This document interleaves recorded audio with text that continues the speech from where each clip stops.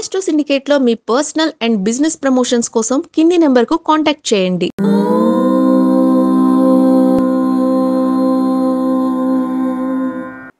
ఓం శ్రీ గురుభ్యో నమః. హరి ఓం. సర్వమంగళమాంగళ్యే శివే సర్వార్ధసాధికే శరణ్యే త్రయంబికే దేవి నారాయణి నమోస్తుతే. అందరికీ నమస్కారం.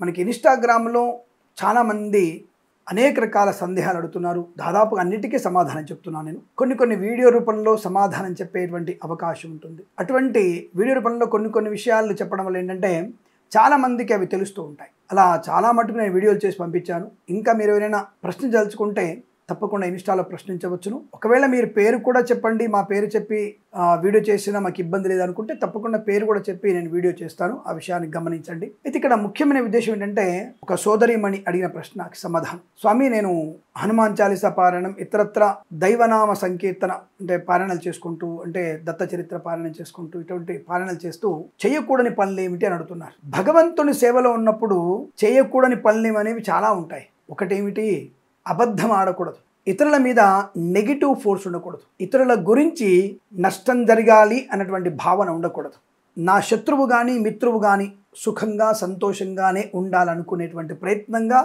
మనము హనుమాన్ చాలీసా పారాయణ కానీ, ఇతరత్ర దైవనామ పారాయణం కానీ, ఉపనిషత్ పారాయణం కానీ, ఇంకేదైనా పారాయణం కానీ మన చుట్టూన్న వాళ్ళందరూ కూడా సుఖ సంతోషాదులతో ఉండాలనేటువంటి భావనతో ఉంటే మంచిది. రెండవది, చాలామంది ఇటువంటి పారాయణాలు చేస్తున్నప్పుడు కొన్ని చిన్న పొరపాటు చేస్తుంటారు. ఈ పొరపాటు చేస్తే మాత్రం మీకు ప్రమాదమే, ఒక రకంగా ప్రమాదమే.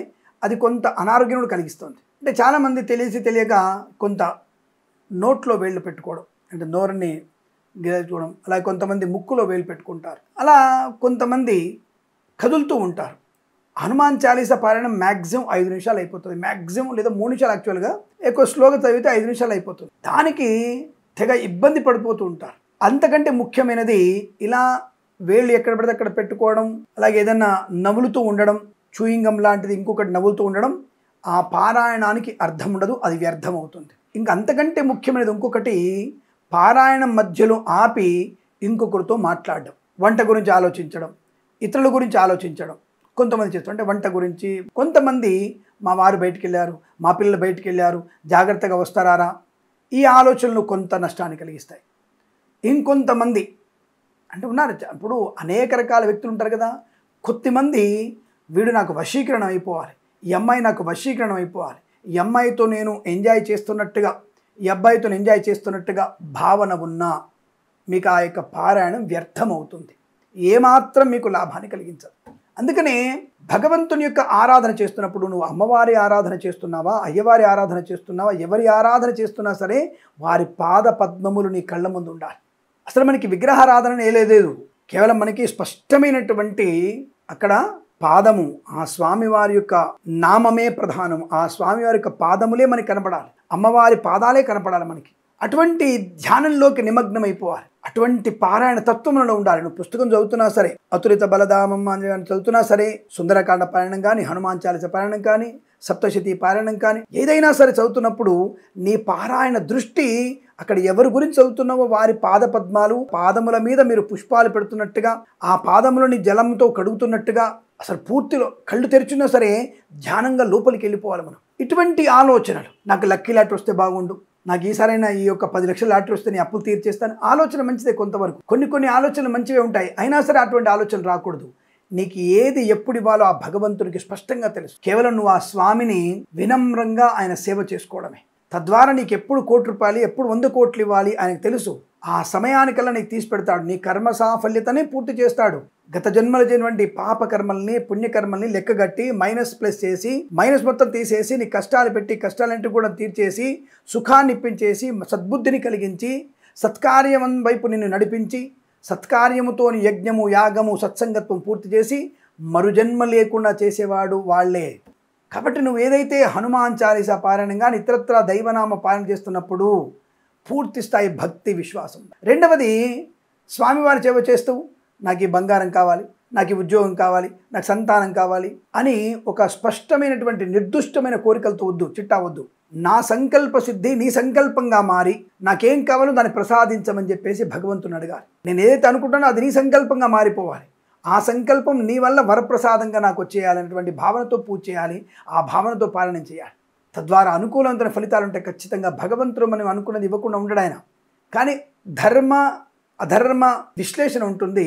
నువ్వు చేసినటువంటి పాప పుణ్య కర్మల యొక్క ప్రతిఫలాన్ని అనుభవించే అవకాశం ఉంటుంది. అటువంటి తత్వంతో మనము ఏదైతే స్వామిని అడుగుతున్నామో ఆ అమ్మవారిని అడుగుతున్నామో తీర్చేస్తారు ఖచ్చితంగా. అప్పుడు అటువంటివి చేసేటప్పుడు తప్పకుండా మన మనోనిగ్రహం ధ్యానం అంతా కూడా స్వామివారి పాదాల మీద ఉంటే తప్పకుండా మనం అనుకున్నటువంటి కార్యసిద్ధి పొందుకోవచ్చును. అనుకున్నది ఖచ్చితంగా అవుతుంది. ఒక బ్రాహ్మణుడితో జపం చేయించినప్పుడు కూడా ఆ బ్రాహ్మణులు అనవసరమైనటువంటి వ్యాపకాలతో కాకుండా ఏదైతే నాకు యజమాని ఈ సంకల్పాన్ని అప్పచెప్పాడో ఈ సంకల్పం నేను పూర్తి చేసి నేను చేసేటువంటి జపం వల్ల, అది శని జపమో నవగ్రహాలలో ఏదైనా ఒక జపం ఉంటుందిగా, ఆ జపం వల్ల తప్పనిసరిగా ఆ వ్యక్తి పరిపూర్ణమైనటువంటి శుభయోగాన్ని పొందాలనేటువంటి భావనతో మనం తప్పకుండా ఆ యొక్క జపము చేయాలి. అంతే తప్ప సెల్ ఫోన్లో కబుర్లు చెప్పామా, రేపటి తద్దినం ఉందా, ఎల్లుండి సంవత్సరికం ఉందా, అవతల నుండి వార్షికోత్సవం ఉందా, అవతల నుండి నాకు ఈ యొక్క వివాహం ఉందా అనే మాటలతో మనం బుద్ధిని పక్కదారి పట్టించి ఇక్కడ ఉన్నటువంటి యజమాని యొక్క జపాన్ని తపాన్ని మనము పక్కకు జరిపిస్తే అందులో పాపం మనకే చుట్టుకుంటుంది. యజమాని పాపం సరే, అతని పుణ్యకర్మ వలన మనం చేసినటువంటి 4 మంత్రాల జపం వలన అతని శుభం కలుగుతుంది. కొద్దిగా ఆలస్యంగా అవ్వచ్చు, వెంటనే అవ్వచ్చు, ఆలస్యం అవ్వచ్చు.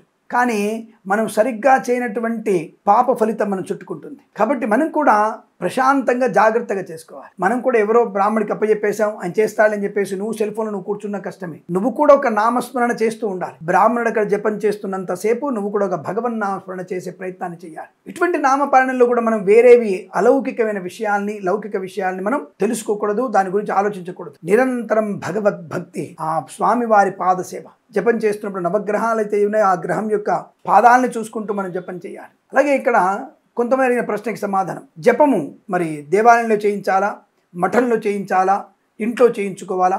కొంతమంది మా ఇంటి పక్క వాళ్ళు ఇంట్లో చేయించొద్దన్నారు అనేది కూడా తప్పే. నేనేమంటే దేవాలయంలో చేయించొద్దంటాను. దేవాలయాలు మంచి స్థలమే, కానీ దేవాలయాల్లో వ్యక్తిగత నవగ్రహ జపాలు చేయించకూడదు. ఎందుకు చేయించకూడదు స్వామి అంటే, అక్కడ జపం చేసేటప్పుడు ఆ జపం చేస్తున్న వాడికి సరైనటువంటి ప్రశాంతత ఉండదు. గుడికి అనేకమైనటువంటి వ్యక్తులు వస్తూ ఉంటారు, వెళ్తూ ఉంటారు. కాబట్టి గుడిలో ప్రశాంతత, తపస్సు చేయడానికి అవకాశం ఉండదు. గంట కొడతాడు, అభిషేకం అంటాడు, హారతి ఇస్తాడు, అనేక రకాల వ్యక్తులు వచ్చిపోతున్నప్పుడు దృష్టి మరలే అవకాశం ఉంటుంది. కాబట్టి మీరు బ్రాహ్మణుని ఇంటికి పిలిచి నవగ్రహాల పూజ చేయించుకోవచ్చును. అది గుర్తుపెట్టుకోండి. ఇంటికి పిలిచి నవగ్రహాల పూజ చేయించుకోవచ్చును, ఇందులో సందేహం లేదు. లేదు బ్రాహ్మణుడి ఇంటికి మీరు వెళ్ళి బ్రాహ్మణుడి ఇంటిలో మీరు ఆ జపం చేయించుకున్న మంచిదే. అంటే మీకు అక్కడ వాతావరణం ప్రశాంతంగా ఉండాలి. ఒక జపం చేస్తున్నప్పుడు జప సంఖ్య పూర్తవ్వాలంటే పరిపూర్ణటువంటి దృష్టి జప సంఖ్య మీద ఉండాలి, జపం మీద ఉండాలి, జపమాల మీద ఉండాలి. కాబట్టి ఇవి కూడా తెలుసుకునే ప్రయత్నం చేయండి. ఇలా మనం జపము తపము చేస్తున్నా సరే మన బుద్ధి స్వామివారి పాదాల దగ్గరే ఉండాలి. ఇక్కడ తప్పకుండా మీరు ఏ పారాయణం చేసినా భగవంతుని యొక్క పాదాలని దృష్టిలో ఉంచుకుంటే ఆ పారాయణం కానీ, హనుమాన్ చాలీస కానీ, ఇతరత్ర వేద పారాయణం కానీ తప్పకుండా మనకి మంచి అద్భుత ఫలితాన్ని, ఆనందాన్ని కలిగిస్తున్న విషయాన్ని గుర్తించండి. ఇలా మనం అనేక విషయాలను చెప్పుకుంటున్నాం కదా, మరి మన ఛానల్ని సబ్స్క్రైబ్ చేయాలి, సబ్స్క్రైబ్ చేయించాలి. 100 చేత మరి సబ్స్క్రైబ్ చేయించాలి. తొందరలో నేను 10 లక్షల మంది అంటే 1 మిలియన్ సబ్స్క్రైబర్స్గా నేను ఉండాలని మీ అందరి సహకారం కావాలని కోరుకుంటూ సర్వే జన సుఖినో భవంతు. ప్రేమతో మీ కిరణ్ శర్మ.